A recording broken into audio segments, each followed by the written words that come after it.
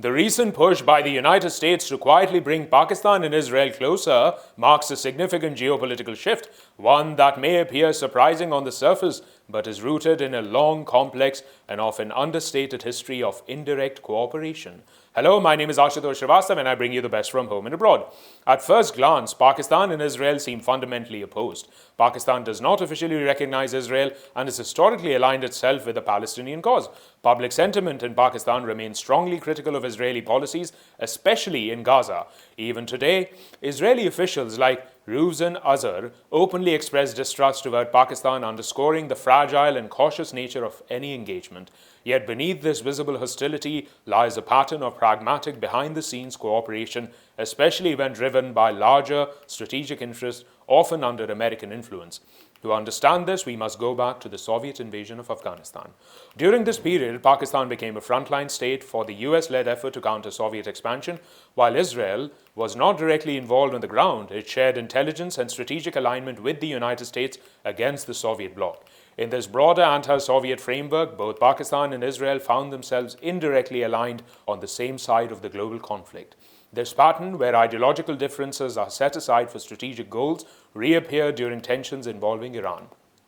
Despite Pakistan's public criticism of Israel, reports and analysis over the years have suggested instances of quiet coordination, particularly when it came to containing Iranian influence. In the recent Iran crisis as well, Pakistan played the role of a mediator under US pressure, facilitating talks while Israel continued its military posture in the region.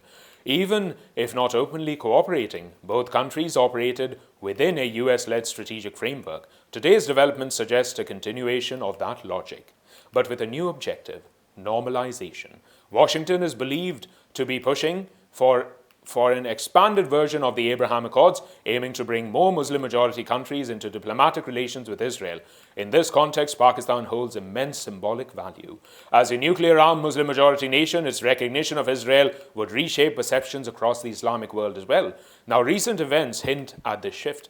Public interaction between Pakistani and Israeli-linked officials, quiet meeting during international forums, and coordinated diplomatic signaling. These are all small but significant steps toward what could eventually become formal engagement.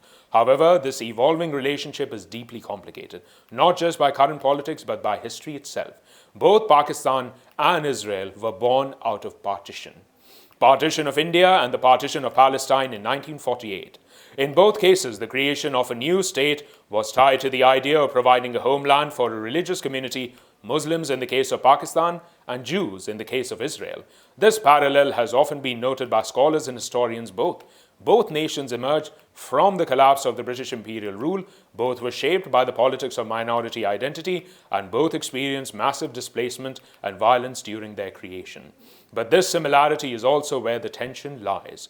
For many in Pakistan, supporting Palestine is not just a foreign policy stance, it is tied to its own identity as a state created for Muslims.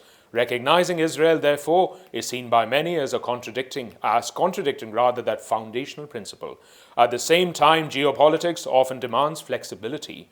Pakistan's current economic challenges, its need to maintain strong ties with the US, and shifting regional alliances are pushing it toward a more pragmatic approach. Acting as a mediator in the Iran conflict, engaging in quiet diplomacy, and allowing symbolic interactions with Israeli representatives all suggest a recalibration. Still, the road ahead is far from straightforward.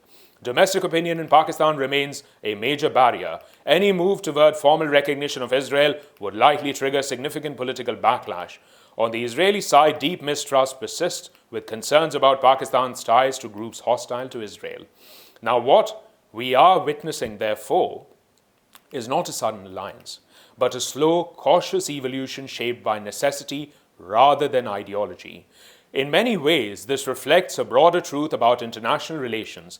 Countries do not have permanent friends or enemies, only permanent interests. The story of Pakistan and Israel, from indirect alignment during the Cold War to cautious engagement today, is a powerful example of how history, identity, and strategy intersect. And as the United States continues to push for a new regional order, this unlikely relationship may become one of the most important geopolitical developments to watch out for. The US has brought them together, but their interests are different.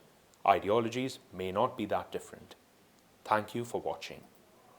For more such videos, subscribe to the NewsX YouTube channel, hit the bell icon.